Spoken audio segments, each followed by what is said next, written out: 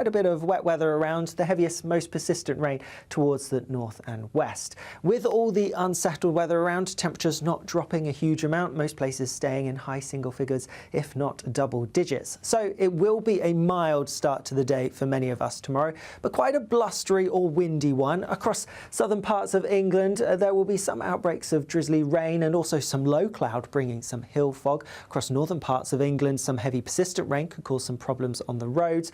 Meanwhile, across Northern Ireland and Scotland, the more persistent rain will have pushed through, but there'll be plenty of showers following in behind. Whilst it will be a mild start to the day here, we're going to have some colder air coming in from the northwest. As a result, temperatures are actually going to drop in the north as we go through the day, and so there's a good chance that some of those showers will turn wintry, especially over higher ground. Otherwise, and we are going to see some bright weather for a time, some sunshine developing in many places, and in the south holding on to that milder air, so temperatures well above average for the time of year, but later on some wet weather feeding in from the southwest. That will then push through eastwards as we go overnight into Thursday, clearing away during Thursday morning. And then yes, there are some showers around on Thursday, but a good deal of dry and at times bright weather, but we have a northerly or northwesterly wind, so temperatures dropping. Thursday is going to be markedly colder than the start of this week. Temperatures should pick up again as we head towards the weekend with a bit of rain at times. A nice bright morning will generate a lovely warm day, right through to the evening. Boxed Solar, sponsors of weather on GB News. The latest GB News travel. Good evening, I'm Johnny Ratner. Long delays in South Yorkshire on the A1M. The motorway is blocked southbound from junction 36 to 35, the Doncaster exit down to the M18 at the scene of an accident. The M1 in Buckinghamshire is down to a single lane northbound from junction 14 to 15, just north of Milton Keynes near the Newport Pagnell services. An accident involving a number of lorries is being recovered.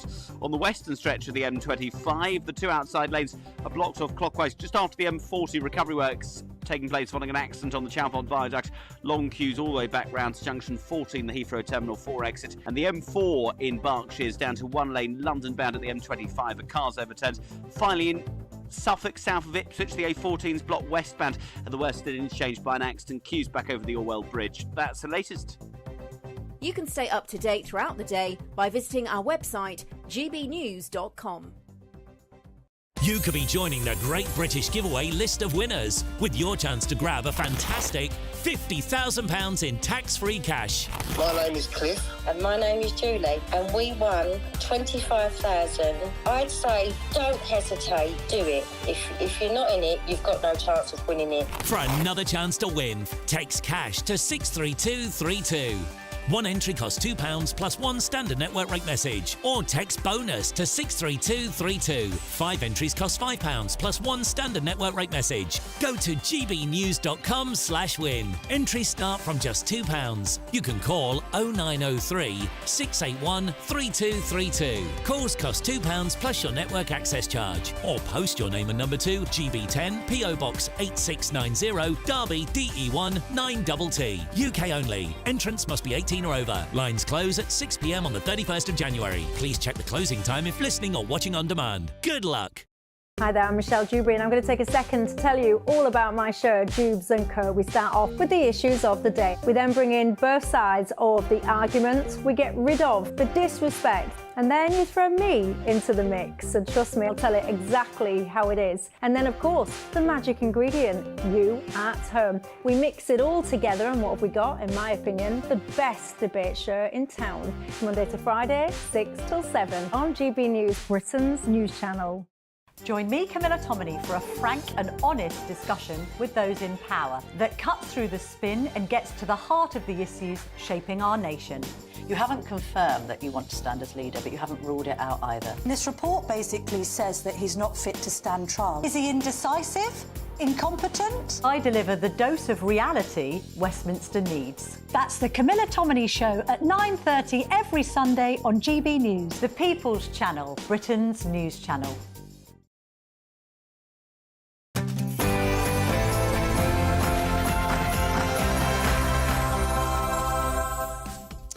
Good evening, it's 7 p.m. I'm Christopher Hope, standing in for Nigel Farage. Well, the man all of Westminster is talking about will be joining me here in the studio here in Westminster at GB News to tell us about his weekend visit to Mar-a-Lago and the court of President-elect Donald Trump, where he met also with the world's richest man, Elon Musk, as you can see there on your screen, with Nick Candy, the new Treasurer of Reform. Forget the Conservatives' botched Rwanda plan. Is Labour's inability to process migrants forcing them to leave the country?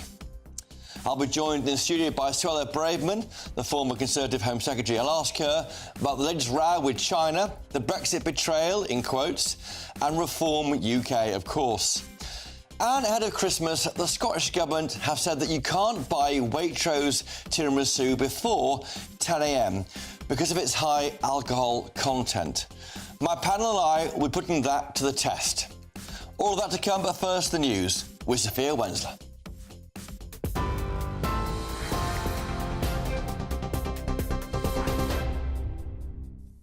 Chris, thank you. It's just gone 7 o'clock. These are your headlines from the GB Newsroom.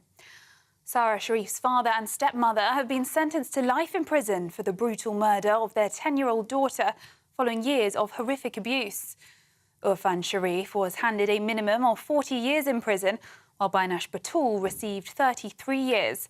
Her uncle, Faisal Malik, was jailed for 16 years for failing to prevent her death.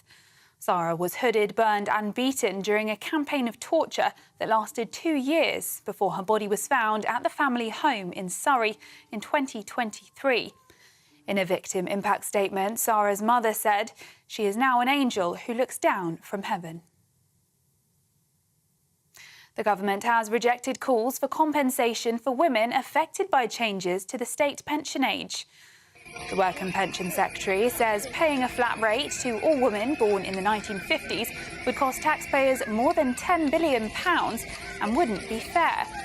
Women Against State Pension Inequality, also known as WASPI, say they weren't properly informed about the changes. While Liz Kendall admitted there was a delay in notifying women, she insisted most were aware of the pension age rise.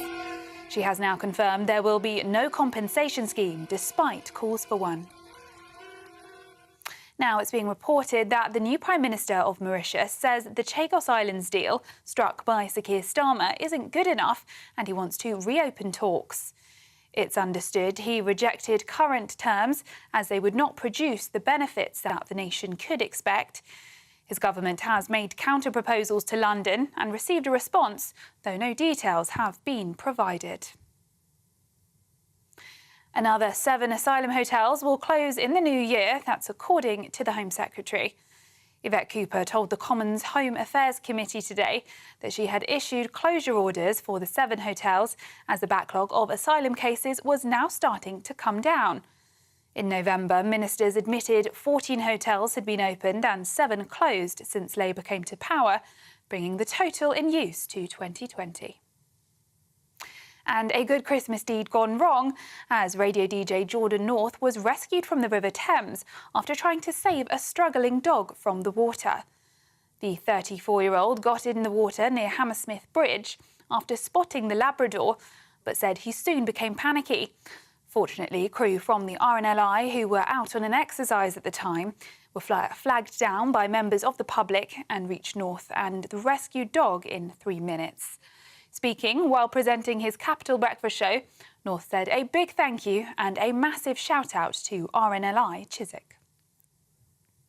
Those are the latest GB News headlines. More in an hour. For the very latest GB News direct to your smartphone, sign up to News Alerts by scanning the QR code or go to gbnews.com/alerts.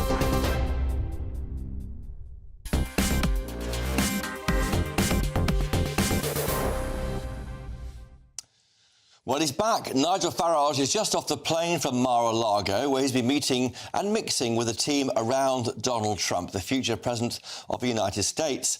Last week, property tycoon Nick Candy joined the Reform UK team as the party's treasurer, following reports that Elon Musk, the world's richest man, is looking at donating $100 million to Reform UK. Joining me now in the studio are our panel tonight, Ranil Jayawardena, the former Conservative Cabinet Minister, and Lord Glassman, of course, the Labour peer. To you first, Ranil Jayawardena, to what extent are your colleagues in Parliament worried about this guy, Nigel Farage, and what he might do at the next election? Well, look, I mean, I think Nigel has succeeded in getting elected to Parliament, which he has long wanted to do. Big tick. And, you know, on a personal level, you know, everyone recognises that the people of Clacton voted for him. So that's a very simple exercise in democracy. But I don't think the Conservative Party is being distracted from its core mission right now, which is to renew itself after what is, let's be very honest, the worst election result it has ever seen.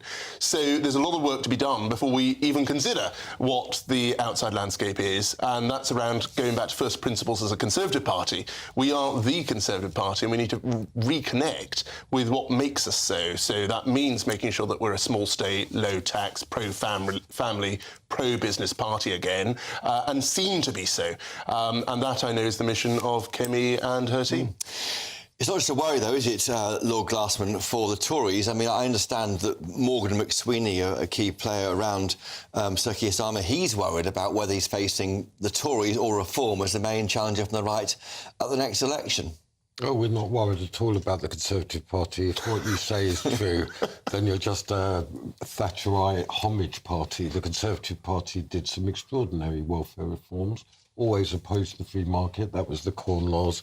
It was only when Margaret Thatcher came along and moved all our capital to China, destroyed our industrial base. In fact, the state grew. It wasn't a small state. So unless you can actually connect to genuine conservatism rather than a form of rehashed Thatcherism, we're not worried about the Conservatives. We are very worried about reform. Right, why is that? Because they have a definite appeal to working-class voters who feel they've been Labour voters who feel they've been betrayed by the last 50 years of politics. That's from Thatcher through Major, through Blair, through Brown, through Cameron, through Osborne. By repeated failure on immigration, for example, other policies, taxation's gone up. Immigration is a huge thing. If they thought that the state was functioning adequately, Labour voters aren't hostile to the state. They want to see a functioning National Health Service. They especially want to see a functioning army and defence that can defend our country, which was completely decimated. Now we've got 75,000 troops. We're not even an army. This is another legacy. I think this is unfair. I think this is very unfair. No, it's not unfair at all. It's the Labour Party that's not agreeing its plan to get to 2.5%. Until you start to face up to the dereliction of responsibility in office, you're not going to renew But Labour hasn't, isn't it, Ranil Jayawardena? I mean, Lord Glassman is right. When Camilla Tominey attacked the government on immigration last week, I mean, Keir Starmer simply turns to the right page and chucks back at that party a million migrants a year. A million a year. This is the... I mean, with all due respect, your party has received a terrible rejection. If you think that the answer to that rejection is more of the same, conservatism is a great national tradition, a national tradition that always prided an effective armed forces. It always took care of the poor. These are historical things, but to talk about a small state and low tax, you're talking just like a Liberal. Well, let's be clear. First of all, hang on. You've had a big say. Let's be really clear. Labour on defence has not committed to its plan on 2.5%. It talks about it. We had a plan. They don't. Also, in terms of immigration, Kemi has committed to a migration cap. Now, you can't hold her accountable for the past. You can hold her accountable to the future when, I hope, she is elected to be our Prime Minister. And there is a clear plan there. Labour, on the other hand, as I'm sure we will come on to later on, has no plan and is now the Home Secretary as someone who wanted to welcome more illegal migrants. He's right. The only plan Labour's got is to reduce net migration and illegal migration. At least Camilla Tominey is going to back up her idea with a target. One of the great things about human beings is they have memories. And the 14 years of Conservative government is not going to be so easy to avoid. I suspect the last 14 weeks of Labour government will not be forgotten for quite some time too. Keep going with that. Surely the problem is, if you look at Keir Starmer when he came in post-Jeremy Corbyn, he spent a year on his knees apologising for Jeremy Corbyn, I thought, and the way that Corbyn had almost won election. I mean, he won, of course, it was won, wasn't it, eventually by the Tories, and then, of course, twice. But it was certainly quite tight, wasn't it? And that apology, I think, and only after the year of apologising was that the electorate ready to listen. Yeah, and I think that is right. And I said a moment ago that, look, we did have our worst defeat ever, and that's why it's important to go back to first principles and not declare every policy under the sun today. And Kemi's been, I think, very wise to say that she's not going to come out with a full manifesto today. She didn't during the leadership contest when it would have been easy for her to do so. She wants to have a very thoughtful approach to this. And migration, I think, is a very clear issue where the country has had a very clear position, and the Conservative Party is going to reflect upon that. So Lord Glasson, what would you do if you were Sir Keir Starmer? If, as you say, Reform UK are the main challenger party from the right in the next election, that is disputed, of course. If that is right, what is the response right now from the Labour government? Well, first of all, it's got to be absolutely clear that we're not rejoining the EU, that we have to move into the post-Brexit space. I think we have to undo the damage caused to our armed forces by the Conservative government, which allowed the number of troops to shrink to 75,000. We have to definitely build that up to at least 125,000 over this Parliament. I think it's got to our armed forces, weapons production are absolutely vital. We've got to recognise that Trump has heralded the end of globalisation. The end of this fantasy that the rich could grow ever richer and working class people didn't need jobs. We're going to have to move into industrial production. We're going to have to move into the renewal of the armed forces, the restoration of the integrity of Parliament. And on immigration, I'm actually very confident. I mean, more immigrants have been deported under the first 19 weeks or however many it is. 9,400 or so. That happened under the Conservatives. We're absolutely confronting that. So these are the general positions. We've got to be what we've always been. Labour's always been a very strong party of the state. That the state has a genuine function rather than faced with that prospectus from Lord Glasson, is it with Tory response to do a deal with reform, unite the right against Labour? No, I think you've got to play to win, and I think the Conservative Party as a national party, just like the Labour Party, would want to win as many seats as possible and form a majority government. Clearly, in the past, there has had to be a coalition with the Liberal Democrats, and we saw the consequences of that. So let's play to win. Look, Glassman, I mean, that's right. They think they can appeal maybe to that centre ground again, leaving you chasing after taking shadows with Reform UK. No, I mean, what I'm saying is our strategy is not to take really very much account at the moment. How many seats have you got? 121 or something very small. We think that there is a real, genuine desire for genuine change. We think that reform or articulating that to some extent, it's absolutely vital that we engage with that spirit of change and actually express it, and particularly express the interests of the people over the last 50 years who have been most forgotten, which is the people who get up every morning and go to work, our working class. It's hard for the choice. Where do you go to? Do you go to the left of centre, I suppose, which is where the Lib Dems are in the southwest and the home counties, or do you challenge Labour more in the north? I mean, is that constituency trying to work out how to keep them together? Well, I've always been a believer in the coalition that Margaret Thatcher brought together, which was a socially conservative, economically liberal model. And I disagree with what Lord Glassman says around, people being left behind thanks to globalisation. Actually, I think globalisation and freer trade has been a great force for good in the world, here and around the world, lifting more and more people out of poverty, improving living standards everywhere, giving people opportunities that they never had before. Lord Glassman, don't agree. You're holding your hands in the air. No, it's fantastic. If they carry on down this path, then the Conservatives have got no chance. If I'm annoying him, I'm doing something right. Now, with me now in the studio here in GB News is that man himself. We shortly will see Nigel Farage joining us shortly. But this is finally to you, Alan Dryden Ordner. When we do get to Nigel Farage, what would you say to him? I mean, you'd say to him, is he messing about here? Is he almost guaranteeing Labour a second term in government if they split the right? Well, this is the risk that we saw in seats like mine, that the vote to reform was more than what the Liberal Democrats, in my case, won by. And so the choice for voters in certain seats will be very, very clear. Less clear in others, but very clear in some, where a vote for Reform UK will let left-wing parties in and indeed defeat the right, but also allow a left-wing government another 4 years. OK, as I said, the leader of Reform UK is here with me in the studio. Nigel Farage, welcome. Good evening. To your show. Good to see you on it. You've been away for the weekend? Yeah, quiet weekend away. Photographed on social media. I tell you what was really interesting was Mar-a-Lago yesterday.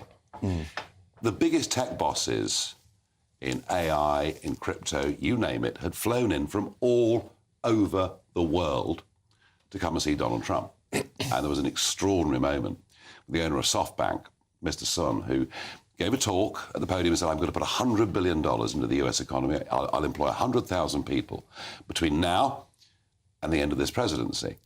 And Trump took the stage, didn't say thank you. He said, why not make it 200 billion? Wow. Bidding up. To which the SoftBank owner said, all right, I'll try and do that. He's a good negotiator, isn't he? Now, just think of that positivity. Yeah.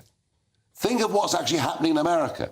And I got this from taxi drivers, from bar owners, whether they voted Trump or not, a feeling that the American economy, because of confidence, is about to boom. And you compare that to the misery and gloom we have in this country. I wanted to make that point because it really was fascinating to see it.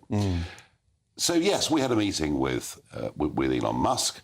That's you and your treasurer? Myself and Nick Candy, the new treasurer. And I've met Musk before and we are in touch. And it's just so interesting listening to Ranel a moment ago. I mean, the photograph screen of the meeting. I mean, wake up and smell the coffee, chaps. You know, I mean, the Conservatives listening to Ranel. It's like you know, we have a divine right to exist. Well, just because they've been here since 1834 doesn't mean they're going to be here in 5 years. Well, Lord Glasser thinks you'll be the main challenger on the right, of course, the Labour period. I think that's right. I don't think it's just from the right. I think this is a challenge. Yeah. You want to nationalise water. You're aware of working class concerns about how unfair things are. Look, the Conservative Party are just regurgitated Thatcherism. Reform are beginning to move into a space where you're genuinely challenging. Yeah, I think that's right. And I think what's really interesting is there's a momentum about reform. There's a buzz about reform. To coin the phrase, momentum. You know, well... you haven't been tested in government, though. Momentum's just shifted sides. Well, tested in government. This mob was tested for 14 years. It's difficult. And you can offer easy... some are saying easy answers to difficult problems. Well, I tell you what, if you promise net migration of tens of millions a year and give us 1 million... that isn't an accident. That is a total failure. So, but you spoke to Elon Musk. The big chat here in Westminster while I've been away is reports of $100 million to your party. Has he pledged any money to... Are you in talks about a deal now? That 100 million story, I mean, where the Sunday Times got that from, I have no idea. Probably some bloke... So how much will it be, then? Probably some bloke down the pub. You're in the pub all the time. Could be you. Well, I do keep my ears open, you know, it's very important. No, look, there are two things we talked about. Number one, what really fascinated me were the margins by which Trump won in the 7 key swing states. And the person behind that was one Elon Musk.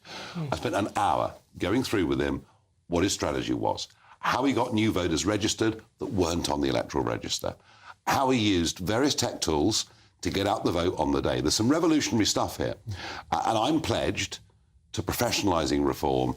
I took copious notes yesterday. I've learnt a huge amount. And he will help, X will help reform UK at the election coming up. He's already given me considerable help. With targeting voters who can't... Understanding the process from start to finish, reaching disaffected communities who, frankly, feel there's no point voting for anybody, but just to get them to agree with you or to like me on TikTok or whatever, that just isn't enough.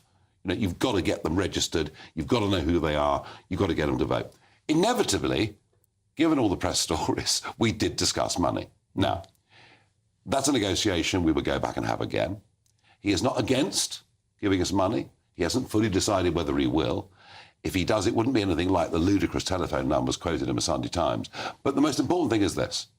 This is what Musk said to me. He said, British politics now has a uni-party. There is very little to choose between the Labour and Conservative parties. And he genuinely fears that the mother country of the English-speaking world is frankly going down the tubes. And he agrees Britain needs reform. He is right behind me. 7-figure sum? 6-figure sum? Well, who's to say? Wait and see how this all ends up. But he has not closed his mind towards helping us in any way that he can. Now, the government is looking, isn't it, at dealing with foreign influence in our elections. They're ruling out a cap on donations, but they are concerned about foreign influence in elections and our democratic process. He's from South Africa, but lives in America. He'd be right in the crosshairs. Will there be a battle between the government and Elon Musk if he tries to help you? Well, the real scandal is how many people have given £5 million to the Labour Party or Conservative parties and now pack the benches of the House of Lords. Why not talk about that? And the point is, whether Musk is South African by birth and now American by citizenship, if he has companies in the UK trading legitimately, employing people, paying taxes, he's fully entitled to give. So have you checked that? He can donate legally, can he, in the UK, using his UK interests? There are lots of UK companies that donate to British political parties whose original owners are not from this country. And frankly, I can't see that law changing. You were filmed in a vote last week talking to Sir Keir Starmer in the House of Commons. What were you talking about? Do you want to help him out with getting close to Donald Trump? So, look, you know, I think you've got the photographs of me with JD Vance. Yeah, yesterday. So you also met with Team Random, JD Vance. I met with JD. Now, I've known JD since 2012. I knew him way before he was getting into politics. He's a friend of mine. I spent quite a lot of time with him. And, you know, I've known him for 14 years. Kemi Badenoch's known him for a fortnight. Nobody in the Labour Party knows him at all. There's a picture now of JD Vance before meeting you, Nigel Farage. Slightly different style of photograph, I have to say. Now, the point I've made, and the point I've made to Starmer and to others, is because of the tariff battle that is coming, and we know that Trump uses tariff to try and gain all sorts of other concessions. You know, he's very, very good at this. We are potentially going to get caught in the crosshairs of aligning more closely with the European Union, which, in my view, is a pretty foolish economic thing to do. All I've said is I would help this government with contacts. It isn't just Trump and JD. Half the cabinet I know and are friends of mine. If I could do that... There you are on the screen now. You're talking now with the PM. Yeah. If it's in the national interest, right, to do it, absolutely, I will do it. No question about it. I don't support Keir Starmer's government, but I do support us having good trade links with America. I do believe that without America, we are frankly defenceless as a nation. This relationship matters. And just finally, do you think chatting with Elon Musk, getting close to him, might put off some of the voters that Maurice Darson was talking about, some of the Labour voters, or they couldn't care less, maybe? Elon Musk is one of the most admired people in the world. And let me tell you, virtually everybody under 30 thinks the guy is a hero and one day might send them for a trip to Mars. This is a gigantic inspirational figure. Well, it's very good to hear, Nigel, that you're behaving as a patriot, recognising the national interest. I think that the election, Donald Trump's election, you can only call it magnificent. I mean, it's an extraordinary... And if you look at the working class vote, it swung in every area. It's a foreign billion... It was an absolute rejection of the previous economic idea of globalisation. Yes. I mean, these tariffs are not just a bluff, and it's absolutely vital for our national interest, Chopper, that we cement that relationship with the United States. I'm also going to the inauguration, by the way. I'll see you there. And did you see Trump, though, when you were in Mar-a-Lago? No, he was wall-to-wall meetings, and we didn't even attempt to. Frankly, I mean, as I say, some of the names that were there are not yet public, but if you think of the biggest business owners and tech owners in the world, virtually every one of them was at Mar-a-Lago yesterday. The court of Donald Trump. Well, it is almost like the court of Henry VIII. I mean, it is quite extraordinary. It's more French. It's Louis XVI. Well, it's Versailles. Nigel, go back to Nigel Farage and the panel runs our order, Lord Glassman. Thank you for joining us. Now, coming up next, are we seeing reverse migration in action? Labour's inability to process migrants is similarly forcing them to leave the country. Stay tuned.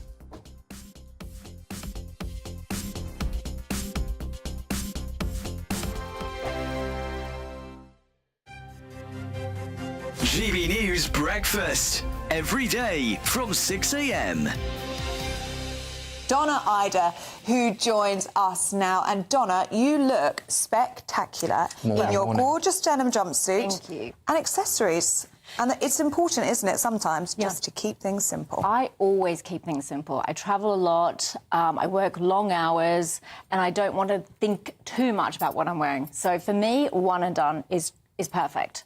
Good accessories, fresh hair, nice makeup, and you can go anywhere, including GB News when you didn't know what was happening. There we Perfect. go. Welcome. Straight off the plane.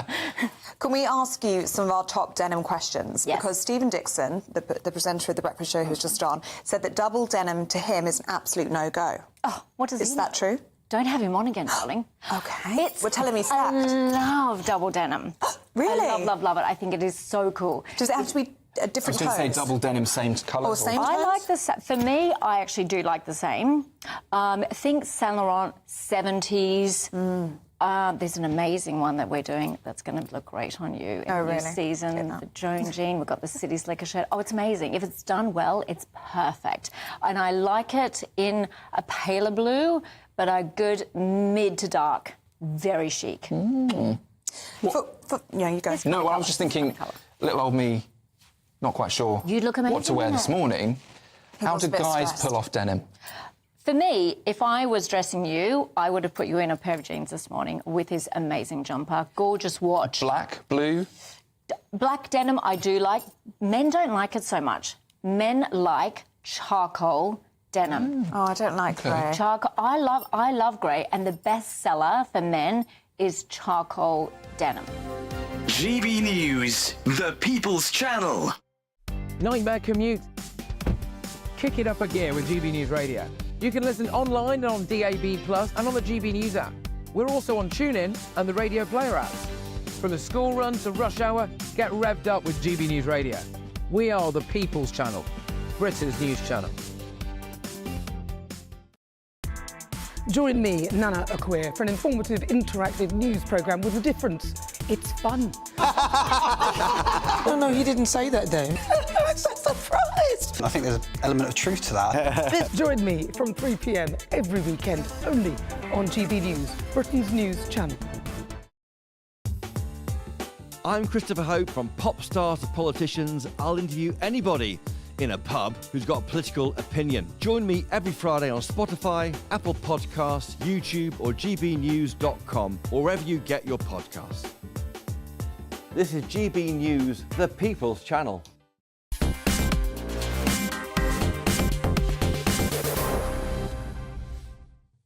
Welcome back. I'm Christopher Hope, in for Nigel Farage. Now, hundreds of desperate asylum seekers are reportedly attempting to escape the UK, saying they've been left in limbo by British authorities. Many who are granted temporary refugee status have said they have been left without a right to work, leading to hundreds of asylum seekers trying to cross the channel and going back to France, beneath lorries and on makeshift rafts. French authorities have recorded 300 such cases in the past year alone, saying they're now battling a new wave of what they call reverse migration.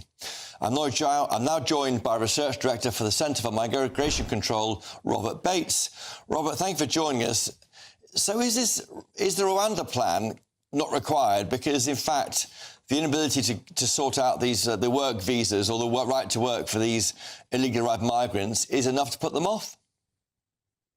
No, so these numbers that have been released by French authorities are obviously only a very small minority of those that are currently in the UK asylum system. We do have a huge backlog that Labour are working at pace to clear by effectively granting an amnesty to all of those. They're rubber stamping those asylum applications, and we're obviously now also seeing huge flows continuing across the channel. Record numbers for December have come across in the last few days as well. So I don't think we can read too much into this reporting. I think it's a few case studies that have been put into the fore and put into the news cycle. I don't think they in any way indicate that there's a huge scale reverse migration taking place. We've heard today from the Home Secretary, Yvette Cooper, they're going to close 7 migrant hotels where migrants have been housed. Of course, they opened a similar number, I think, since the July election, but they're going to close them in the new year. But we're seeing the UK's bill for asylum seekers hitting a record £5.4 billion. That's 3 times the savings, for example, from axing the winter fuel allowance. When do you expect this government to get a grip with illegal migration? I don't think they can. I think they've made a rod for their own back. They were obviously, during the election, talking adamantly about how their plan to smash the gangs would be the silver bullet to the problem. And they are going to pursue that, it seems, for hell or high water. I think the talks that they're endlessly having with Europe and the constant re-announcement of border security measures and new funding for X, Y and Z are indicative of a government that is failing to grasp that if you actually want to stop the flows of people coming into Britain, breaking into Britain, you need a strong deterrent in place. And that was a key mistake that they made. Day one, they decided to scrap the Rwanda scheme. But they are doing deals upstream with the German deal we saw signed last week, a deal with Iraq. They are doing deals. They're using this connection with the European Union to try and do upstream deals to stop the migrants coming, to starve them of the kit to get across the channel. Well, I mean, effectively all that amounts to is, well, obviously they publish every single tiny success that they do have on this front, amounts to popping a few dinghies in warehouses in Germany or funding infrastructure problems in Iraq, infrastructure projects in Iraq. It doesn't actually amount to a wholesale agenda by which you stop this. And the only way you do stop this is to send a very clear message to those looking at Britain, looking at the rest of Europe and thinking, well, Britain's the soft touch now of the continent. They're the only country that doesn't seem to be looking in depth at offshoring measures. Obviously, the European Union is looking into these schemes as well. We see that as well across the Western world. Countries are increasingly recognising that if you want to stop people breaking into your country, you need to remove the incentives for them to come, which is to say to them very clearly that if you do come into our country illegally, you will not be able to stay. We don't have that on the table at the moment. And this is something even Martin Hewitt, the new border czar, appointed in recent months, has said, you know, smashing the gangs is a great soundbite. It's another one of those three-word slogans that are very catchy at the moment, but it doesn't actually solve the problem. And until they realise that, which I don't think they will, we're going to have huge problems on our hands for the foreseeable. OK, well, Robert Bates, Research Director for the Centre for Migration Control, thank you for joining us tonight on GB News. And I'm joined still with my panel here in the studio, former Environment Secretary and International Trade Minister Ranald Jayawardena and Labour life peer Lord Glassman. And Maurice Glassman, to you first. Do you think it was a mistake to axe the Rwanda plan? Yeah, I don't know. The Rwanda plan, let's say, I don't mean to mix my metaphors, didn't really take off. You know, that's one way of along with the planes. Yeah. But clearly this is one of the central issues. Obviously, under the Conservatives, there were 1 million migrants a year. Legally arrived migrants, not illegal ones. And that's not including the illegal migrants. There's been a massive transformation of the demography of the nation. And this has to really stop. I'm encouraged by the fact that Keir Starmer did say that migration was a national security issue. I'm very much in favour, and my wing of the party is very much in favour of pursuing that and engaging the military in deterring migrants. Well, Jayawardena, is it starting to work for Labour? 9,400 people left the country forcibly by this government since the election. That shows a degree of pulling the right levers, they're working in the right direction. Well, some of what they are benefiting from are the decisions that we took. For example, the deal with Albania, which brought some of the illegal migration down when we were in government. But I think the point here is that by removing the deterrent that was the Rwanda scheme, even if they thought it wasn't going to work, they've not given us the opportunity to see. I don't know why they didn't try to make it work. That's what I just don't understand. And astonishingly, as the British government decided under Labour to scrap it, other governments around Europe and elsewhere are looking to adopt schemes just like that. That's not quite true. Yours was a deportation scheme, theirs is a processing scheme. They're different things. Well, there was going to be offshore processing by the British government in Rwanda. And, of course, this is a tried and tested method in Australia too. Well, Ranald Jayawardena and Maurice Glassman, thank you for joining us again. Coming up after the break, I'm joined in the studio by someone who knows a lot about immigration and other things too, former Home Secretary Suella Braverman. I'll ask you about the latest row with China, the Brexit betrayal, in quotes, and, of course, that man again, Nigel Farage. Good evening. Here's your latest GB News weather update from the Met Office. Whilst it's pretty mild at the moment, we are going to see temperatures dropping as we go through the next 24 to 48 hours or so. And before that, we have some strong winds and some heavy rain due to an area of low pressure that's currently tracking just to the north of the UK, and it is deepening as it does so.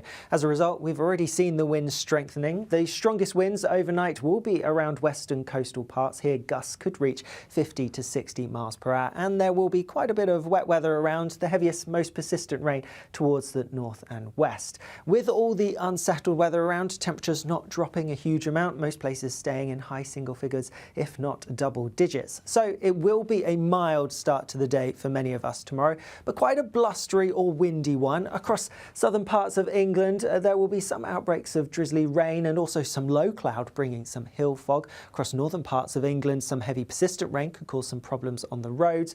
Meanwhile, Meanwhile, across Northern Ireland and Scotland, the more persistent rain will have pushed through, but there'll be plenty of showers following in behind. Whilst it will be a mild start to the day here, we're going to have some colder air coming in from the northwest. As a result, temperatures are actually going to drop in the north as we go through the day, and so there's a good chance that some of those showers will turn wintry, especially over higher ground. Otherwise, and we are going to see some bright weather for a time, some sunshine developing in many places, and in the south holding on to that milder air, so temperatures well above average for the time of year.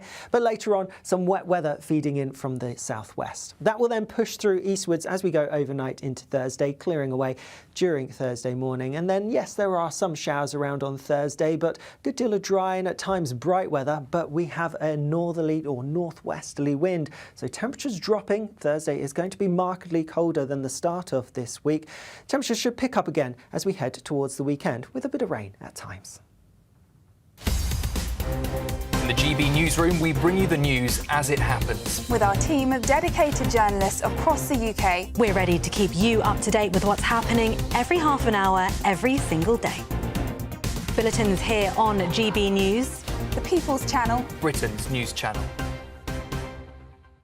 If you want your news to be straight talking... This is the nightmare for the Conservatives again. Down to earth. It's not just Nottingham where this is happening, is it? And most importantly, honest. Hard-working, middle-class taxpayers, they'll get their book thrown at them. Then catch me, Martin Daubney, Monday to Friday, 3 till 6 p.m. on GB News, Britain's news channel. Weekdays on GB News. Wake up to breakfast every day from 6 a.m. Followed by Britain's newsroom at 9:30. At noon, it's Good Afternoon Britain. Followed by Martin Daubney from 3 p.m. Only on GB News, the People's Channel, Britain's news channel.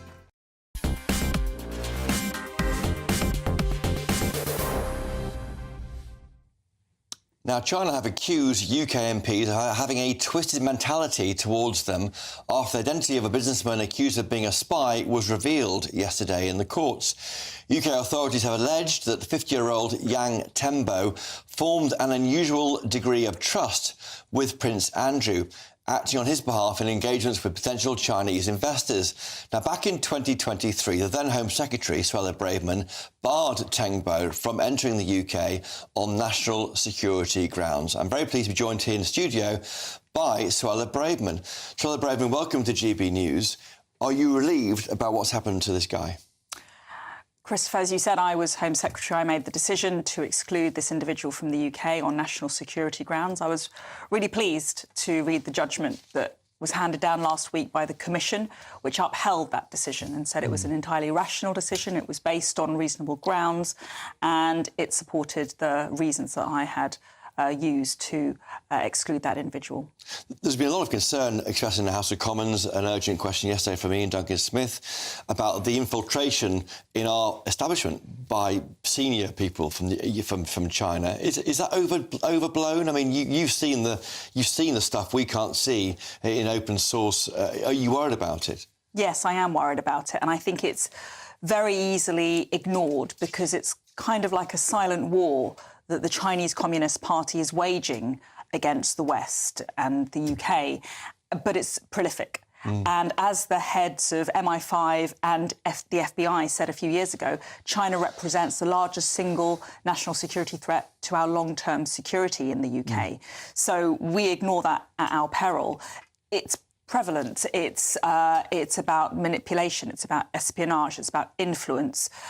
It's involved. Just an example of it. Doing what then? So it's trying to undermine big companies here, or foreign or stirring things up on social media with fake bots. Or what is it? It's very sophisticated. So it's a multitude. It takes a multitude of forms. So it can range from hostile takeovers of companies which have valuable intellectual property, something that we blocked when we were in government, where there was a national security threat. It involves influence through institutions set up on the back of Chinese Communist Party money to influence academia, journalism, politics, so-called Confucius institutes. It involves, at the harsher end, transnational repression, so actual thuggery, harassment of dissident Chinese nationals here in the UK. Just reaching out to Beijing, are you, by this Labour government? We're seeing Rachel Reeves going to China in a few weeks' time now. This government doesn't have a grip at all of the threat, and quite the opposite. They've got an approach of appeasement. We saw David Lammy go to Beijing a few weeks ago, ignoring the issue of genocide because he's too scared to confront the Chinese government. We've seen the surrender of sovereign UK territory in the form of Diego Garcia, which falls into the hands of the Chinese state and gives them influence in the Indo-Pacific region. We've seen appeasement through cancelling our Free Speech Act because the Chinese government allegedly put pressure on this Labour government to cancel it because they're clamping down on challenge against the Chinese Communist Party. So there is a huge amount that this government has to answer for. They don't have a grip. They are failing to introduce vital measures that we implemented last year. But the reward is trade. So if you can manage that threat and deal with them, maybe the reward is trade. China is a threat to the United Kingdom. Of course, we trade with them, but we need to be robust when it comes to our national security. And for too long, governments of all stripes have kowtowed to China in the name of commercial gain, and that's put our citizens at risk. Just away from China, while we've been on air, Nigel Farage has been sitting where you were sitting a few moments ago, the Reform UK leader. He's been over the weekend in Mar-a-Lago. He said he spoke to Elon Musk. They're now in talks about a donation to Reform UK. He's confirmed that on this channel. He also said that Musk will be helping, or should be helping, Reform UK at the next election by targeting adverts and messages at people who can be in the swing seats, as we have them in this country, the swing states in America. Is that worrying for the Tory party? Listen, I can't speak on behalf of Reform or their donations or their donors, but, you know, listen, I admire Elon Musk, I can say that. I think he's one of the greatest innovators we've seen, and he's an incredibly successful individual. And Rishi Sunak actually invited him to Downing Street or the UK last year and to talk about AI. So I think that he's an incredibly influential individual, and from a Conservative point of view, listen, we've got many challenges. We need to raise our own funds. We need to recover after the defeat of the July general elections. We've got a lot of... we've got to get our own house in order You've been tempted to go across, but unusually you're, of the 121 Tory MPs, you're not on the front bench, not a ministerial role, despite your experience. So you've been pushed out. Listen, I'm just very honoured to be elected by the good people of Fareham Waterlooville to be their Conservative MP, and it's an honour to be in Parliament. And you know, I want our party to move forward. We've had many years of failure. We've had this devastating result. We've got a new leader. We're turning a new page, and hopefully we're gonna move on to some success. And you'll fight next election as a Tory candidate, you think? I am here as a Conservative MP. I'm very proud and honoured to be so. Brexit as a worry for some Tories at the moment. There's concerns about where this renegotiation takes place. Will our fishing waters being sold in order for access to other parts of the European Union? Freedom of movement for the 18 to 30-year-olds. Are you worried about it? I mean, the government says there are red lines in place on sovereignty, on customs union, single market, no freedom of movement. Is that enough for you? Listen, with this Labour government, actions speak louder than words. Pretty much half of the cabinet campaigned for a second referendum. They didn't want Brexit, they hate Brexit, and they are waiting for the first opportunity to undo it. And that is the tragedy of this Labour government. I am convinced they will do everything within their power to undo Brexit and to whether, de facto or de jure, will take us back into the European Union. There's already very worrying signs that Keir Starmer is refusing to rule out the jurisdiction of the European Court of Justice. That's what people like you and I fought for. I didn't fight for it. I reported on you fighting for it, Suella Braverman. I didn't fight for it. You reported so enthusiastically. You're not an activist, you're a journalist, absolutely. I fought for, I campaigned for Brexit. I voted against the Brexit betrayal deal 3 times as a Spartan. One of the Spartans. To save Brexit. I hope that's not all in vain, but I'm watching with horror what this Labour government is doing. Patrick O'Flynn, the former Brexit Party MEP, he said on this channel earlier, he thinks that Brexit to survive needs to be tested with a Remainer leader, in the sense of Keir Starmer would say it's Brexit now, but at the time is Remainer. If it gets past this Labour government, it's safe for a generation. I think that's probably true. I think if Brexit can survive 5 years of Keir Starmer, second referendum, Keir People's Vote Starmer, then I think it probably will pass the test of time. But it's absolutely incumbent on all of us here who are patriots, who are Democrats, to fight for Brexit, to call out what this Labour government is doing, which is wholly undemocratic, against our national interests, and would be a betrayal, a gross betrayal of the 17.4 million people. We're just signing up to the CPTPP trade partnership, and because of that, we now can't be in the European Union. I think that's a lock, isn't it? I'm not joining the EU. Yeah, I think the trade deals are, they are an entrenchment of Brexit, which is good. But importantly, you can say goodbye to a US-UK trade deal if we're going to be joining the single market or the customs union or the ECJ, because we won't have any freedoms on some of the issues that the Americans would want to deal with us on. It's a choice between the US and EU for a leader of this country. It's been the same. I know where my future lies for this country. Our interests lie with the growing economy and a prosperous country like the US, not a declining and stagnating economy like the EU's. Thank you for your time answering so many questions for our channel tonight, Suella Braverman, the former Home Secretary. Now, on a setback for Sir Keir Starmer, the new Prime Minister of Mauritius has said that his Chagos deal is not good enough. Plus, can he get drunk on eating Waitrose tiramisu? The Scottish Government clearly is a bit worried. We'll put that to the test in just a moment.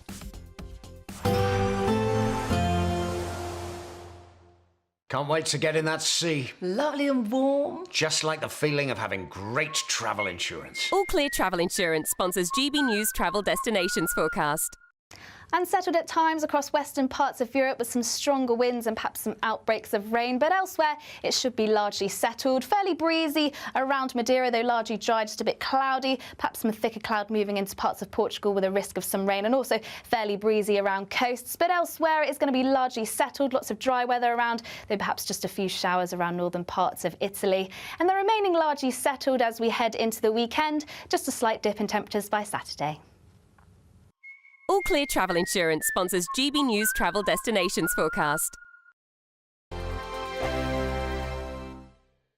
This is GB News, Britain's news channel.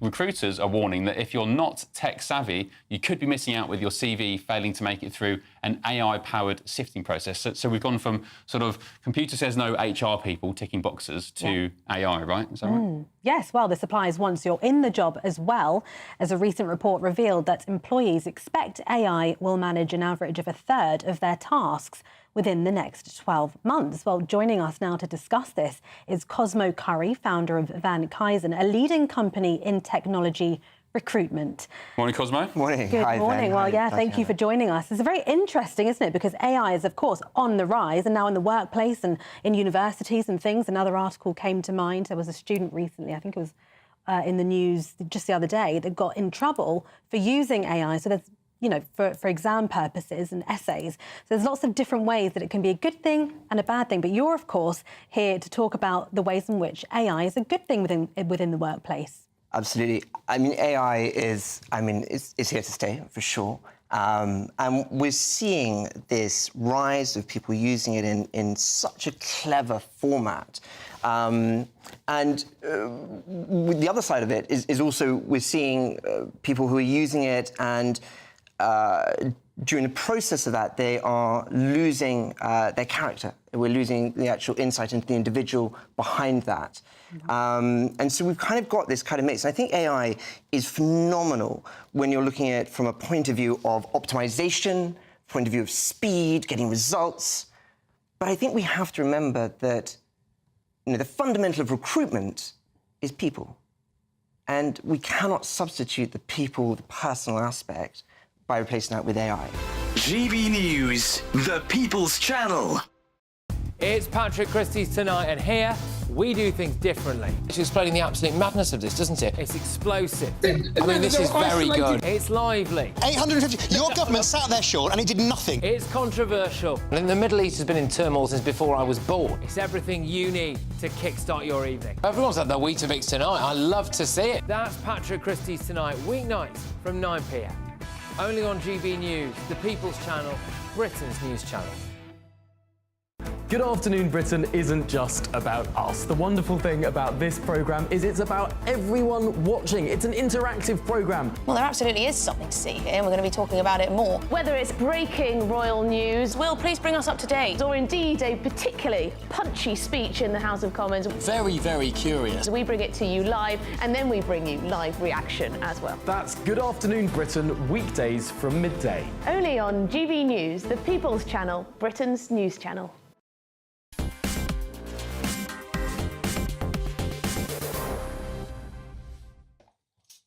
Now, Mauritius has today questioned the deal to hand over the Chagos Islands in a major embarrassment to Sir Keir Starmer, who made striking the agreement one of his major foreign policy achievements of this year.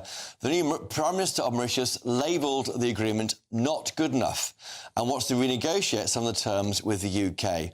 This comes as the election of Donald Trump has piled the pressure on Labour to get the deal across the line, as reports suggest that the US President-elect will try to block it when he takes office on January the 20th. Joining me now from Chagosian Voices is Jean-Francois Nellen. Jean-Francois, thank you for joining us tonight on GB News. You've seen the remarks from Mauritius. Is this offering you some hope that this deal might get sunk? Well, the fact remains that this government and the Mauritian government has not consulted with the Chagosian about the proposed treaty. And it seems like the UK government has no plan to do so. And they have not replied to any correspondence was sent to them. But coming to the Mauritian government, the reason they are getting this reviewed, they make an announcement a couple of months ago, and they are talking about financial gain. They were saying if taking costs out of that treaty, the negotiation which is happening, there won't be anything for them. So again, Mauritius is looking onto the financial gain. There's nothing about the Chagosian being said. Is it time, do you think, for the Chagosians who are in the UK, who may want to return home, to be polled on what they think of this deal? Well, what they said onto the intent of announcement which was made by the Labour government, it does say Mauritians will freely do resettlement on the island. It never mentioned if they will be resettling Chagosian or will they settle Mauritian on the island. Again, there's no clear plan what the agreement is between the UK and the Mauritian government. Besides, the Mauritian government has said the UK has recognized sovereignty of Mauritius over the island. And now, once they get the island, they will do whatever they want. And for me, for the Chagosian, there will no one in the world will stop Mauritian from doing so. Well, thank you tonight, Jean-Francois Nellen, and we'll keep watching this closely at GB News. Now, moving on, Scottish shoppers have been seemingly banned from buying Waitrose Christmas puddings before 10 a.m. over alcohol restrictions, and also tiramisu. Customers attempted to purchase those items have been turned away at checkouts. Now, I went to buy one myself just about an hour and a half ago, and this is what happened to me. OK, I'm in Waitrose. I'm just going to scan my tiramisu. Let's see.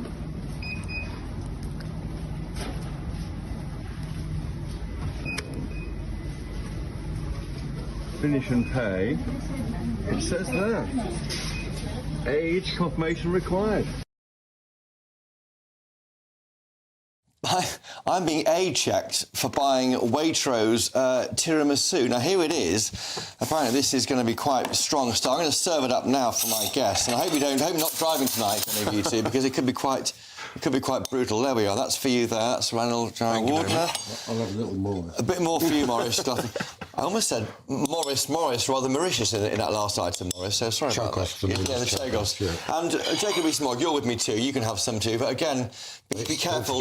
Well, I'm don't drive broadcasting anywhere. at the moment. I don't like to broadcast alcohol fuel. There we are. This is nanny state gone mad, have it allowed. So in Scotland, you can't buy this before 10 a.m. because it's a very, very strong tiramisu. Now, I did contact Waitrose's press office earlier when I was age checked for buying tiramisu.